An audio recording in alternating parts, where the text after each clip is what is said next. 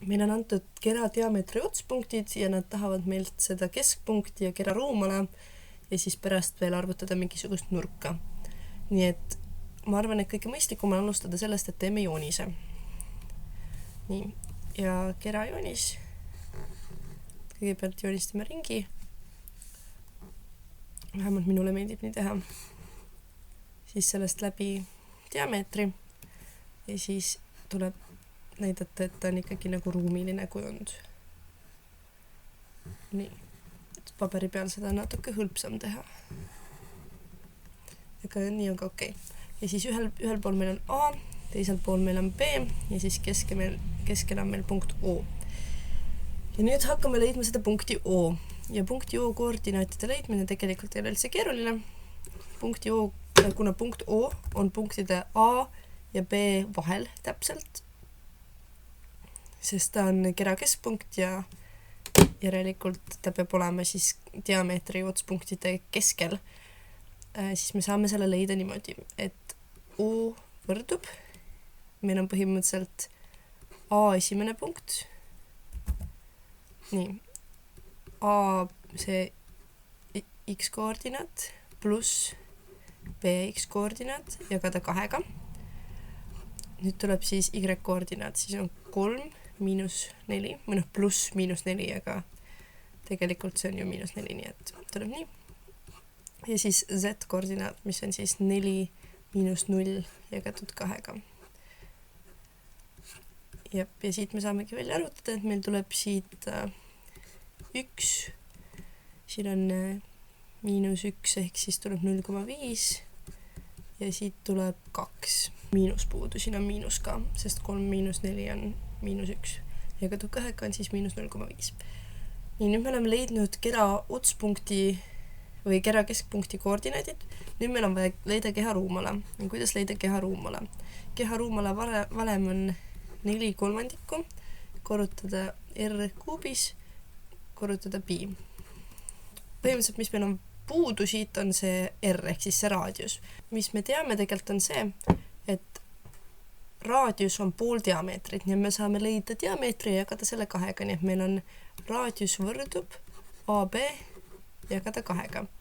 Ja nüüd selleks, et leida AB-d, me põhimõtteliselt kasutame selle joone pikkuse leidmise valemit, et kõigepealt meil on see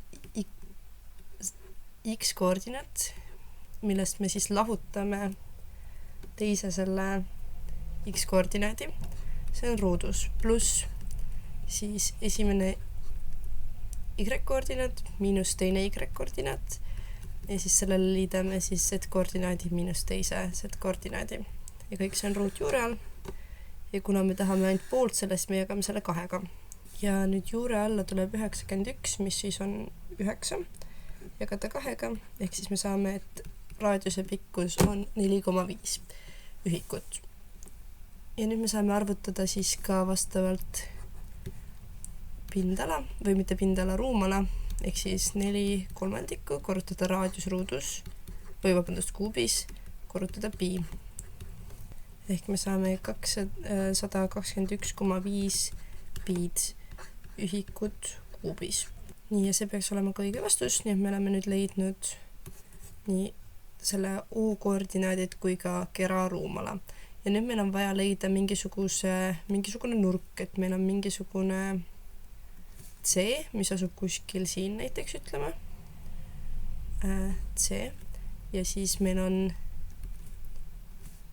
A-st, meil on põhimõtteliselt nüüd vaja leida nurk, mis meil on öeldud, et on ACB ehk siis see nurk ja paneme talle näiteks alfa siis nimeks ehk siis nurk ACB olgu alfa ja nüüd meil on see põhimõtteliselt vaja leida see nurk, et kuidas seda leida, et üks võimalus on seda leida vektorite kaudu ja siis skalaarkorrutisega ja skalaarkorrutis on selline tore asi, et kui meil on näiteks vektor A korrutada vektor B siis see on sama, mis vektor A väärtus korrutada vektor B väärtus, korrutada koosinus siis mingi nurk, mis on siis nende vektorite vahel.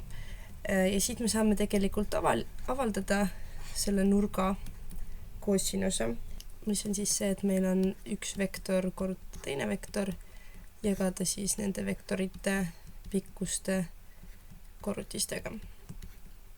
Nii et me saame selle nurga alfa leida samamoodi selle koosinuse kaudu. Ehk siis meil on pikkus AC, selle vektor korrutada siis BC, tegelikult see peaks tulema nurgast, nii et CA vektor korrutada CB vektor, jagada siis CA vektori pikkuse ja CB pikkusega.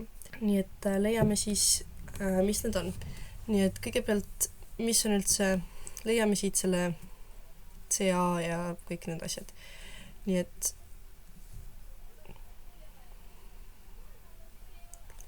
leiame siis selle, CA.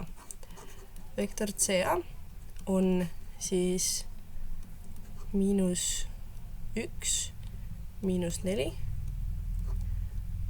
3 -1 ja 4 -1. Ehk siis see tuleb kokku -5, 2 ja 5. Ja siis CA pikkus on siis 5 ruudus või -5 ruudus pluss 2 ruudus pluss 5 ruudus,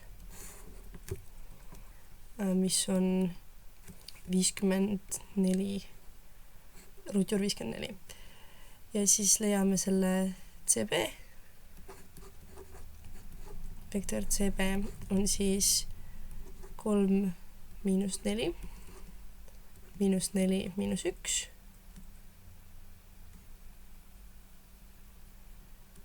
ja 0 -1. Ja see tuleb meil kokku -1, -5 ja 1. Ja siis leiame CB pikkuse. Ja see on siis 1 ruudus pluss 5 ruudus. See tuli väga kole 5, ma teen tema uuesti. 5 ruudus pluss 1 ruudus, mis on ruutjuur 27. Nii, ja nüüd me peame need lihtsalt asendama sellesse nii, oli mul vaja see nii kaugel teha. Okei, teeme siis siin üleval nüüd selle. Nii et koosinus alfa võrdub CA ehk siis -5 korrutada 2 ja 5 korrutada siis -1, -5 ja 1 ja kõik see jagada ruutjuur 54 korrutada ruutjuur 27. Nii, ja nüüd leiame. Nii et kõigepealt -5 korrutada -1 pluss 2 korrutada -5 pluss siis 5 korrutada 1. Sest kui me vektoreid korrutame, siis ma korrutan selle x-i teise x-iga, y-i teise y-iga ja nii edasi. Ja siis meil on siin all lihtsalt 54 korrutada 27 ja see kõik on ruutjuure all. Mis me siit edasi saame, on 5 -10 pluss 5, ehk sealt tuleb 0, siis väga vahet pole, mis siin all on, sellepärast et kõik see kokku tuleb 0. Nii, ja selle me saame nüüd leida, et mis see alfa võiks olla. Seda saab teha arkuskoosinusega või siis teame peast, et alfa peab olema järelikult 90 kraadi, sellepärast et muidu ei oleks see vastus 0. Nii et me saame öelda, et alfa on 90 kraadi ja see on siis ka see vastus sellele ülesandele, mida meil siis küsiti. See on üks viis, kuidas seda ülesannet lahendada.